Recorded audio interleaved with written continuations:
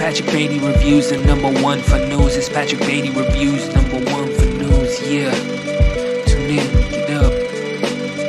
Yeah, what's up? Keep the change, you filthy animal.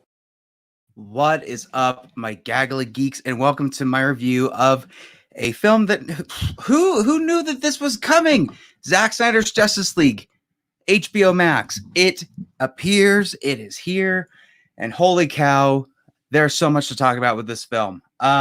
First of all, there's just a lot of like, how do you review this film, right? How do you review something that technically not really at all has already come out? There's already a Justice League. It's its own thing separately at this point.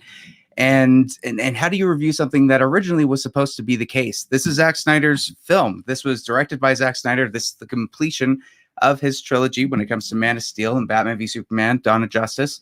And it written by Chris Terrio. Zack Snyder wrote with story, returning your characters of Superman, Henry Cavill, Ben Affleck, Batman, Gal Gadot, Wonder Woman. You have new characters. You have Aquaman. You have the Flash. You have Cyborg. All of these characters are involved in basically a recruitment film. This is Batman learning from the mistakes of what happened with Batman v Superman, wanting to right a wrong, and starts to recruit his team to try to go against a force that he is not entirely clear with. So we have Steppenwolf in this, which looks completely different from the original theatrical version. Which, again, if you look at Batman v Superman, this is originally what it was going to look like. And he is on a mission sent from the main person, Darkseid, who I can't really show a clip for. I feel like that'd be a little bit spoilery. But the goal is to get these mother boxes together to be able to take over Earth. And Earth's mightiest heroes, the Justice League. I know I totally threw in Avengers to mess with people. Will have to band together. If you can tell, I'm a little nervous to talk about this film for more than one reason. Number one, the fandom's intense either way you look at it. The people that have issues with the film, the people that have issues with Zack Snyder, the people that love Zack Snyder, it's all on either side of the spectrum. It's an intense emotion. And maybe regular film goers have no clue about what that tension is. In fact, there's people, like I just showed a trailer to a friend yesterday who's not really big into movies, doesn't watch a ton of movies, but still was like, what? Wait, what's this infighting? What's going on? Is there even a new Justice League out? And it was surprising to me because there's just so much controversy stuff that always is trending on Twitter, and there's always things going on.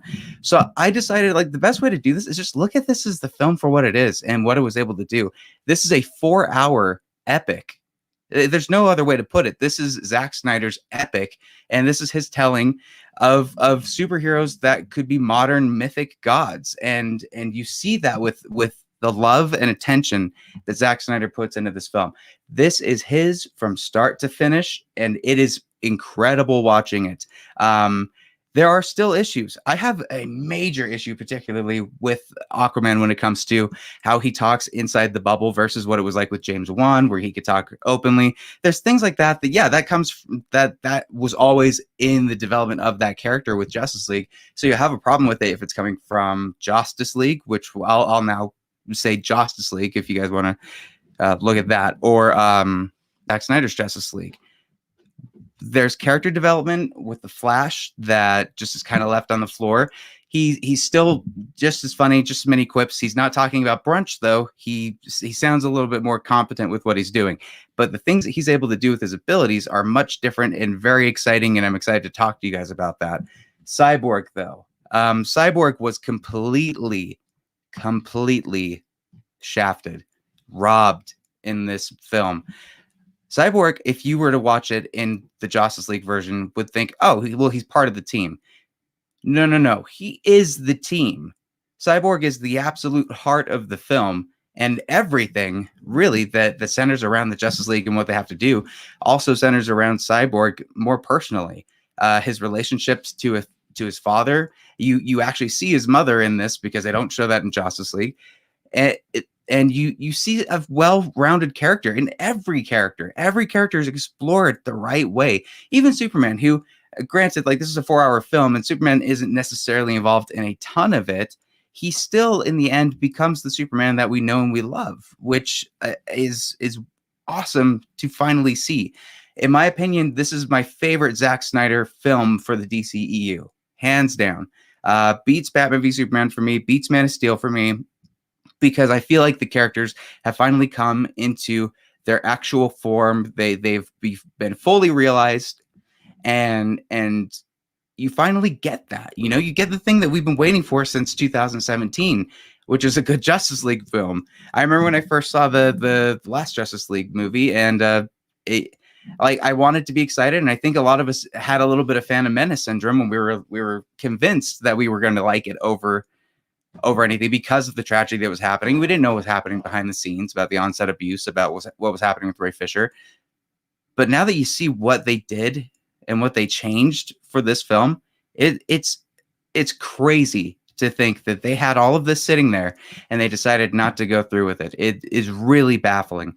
You will, if you're a fan of the films and did not like Justice League, you will be watching this and seeing moments that either A, you might have had a gripe for during Justice League, and now we'll realize that those are parts that came from Zack Snyder, and you'll have to think about that, because honestly, there are some shots that I distinctly know that Zack Snyder fans were very upset about and were considering it being a Justice League reshoot that they're not.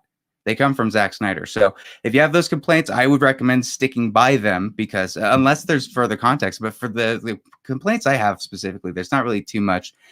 The Wonder Woman theme is completely revamped, and I hate it. Like, to me, it felt like you messed with Danny Elfman's Batman theme, and it's like, why on earth would you take something that's perfect and then start meddling with it? 1984 made it a little bit more of like a natural, brighter tone, which that's one thing, but they do something in this where anytime Wonder Woman shows up and does something badass, totally undercuts it for me. Even though Gal Gadot is amazing and I love what she's doing, the theme just doesn't really work too well for me.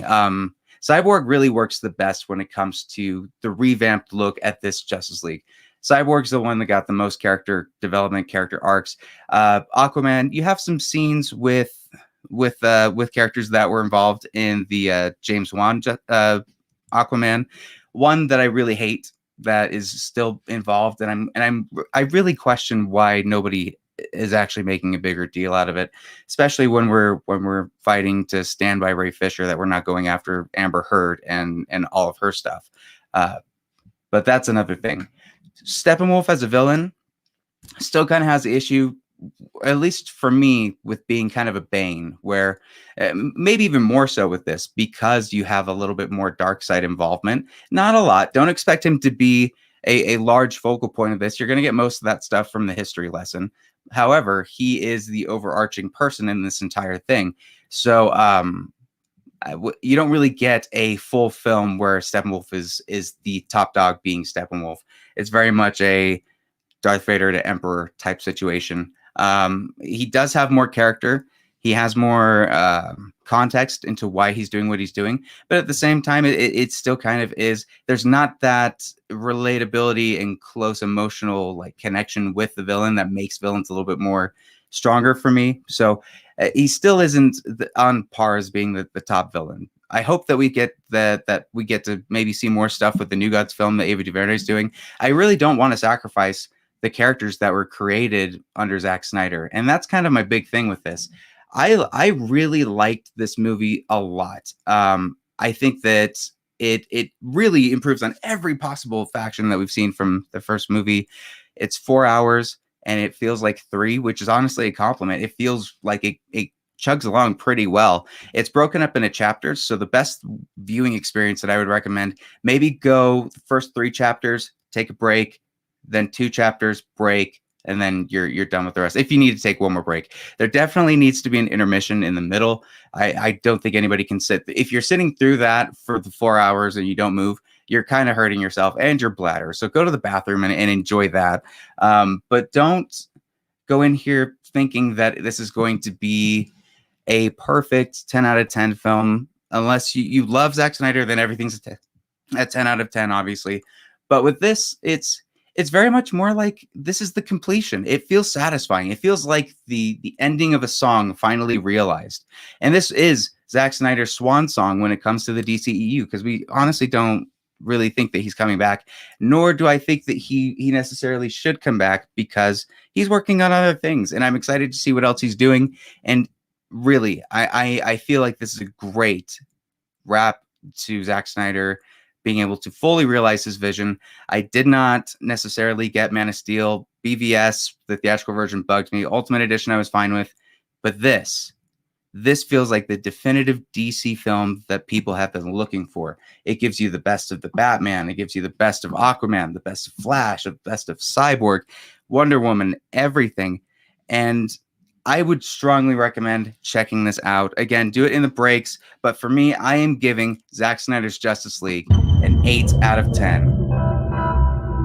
Ooh, that's some gush. So let me know what you guys think about this this review. Sorry if it seemed a little nervous. Honestly, when big theatrical releases like this came out back in the day, I was too terrified to even come up and talk about it. I have so much anxiety when it comes to, did I make somebody hate me? Did I make somebody upset with what I'm saying? So I hope that if anybody is watching this and is looking for kind of like a chip on their shoulder to go after people or critics that may have a different opinion, please don't. That's the whole reason that most people are really kind of blasé to the Snyder movement to begin with, because you undercut it with the craziness. I know a lot of the people in the Snyder Cut are good people, and I always defend when the good stuff happens with suicide prevention, with donating, with what you've done with all of that stuff. And yeah, be cool with the critics, because honestly, I think most of us honestly had a good time with this. And at the end of the day, this film was for Autumn, like I said at the end, and I think Autumn was very happy with this. And I hope Zack Snyder can be proud of what he did. So let me know what you guys think, and I will see you at the next review.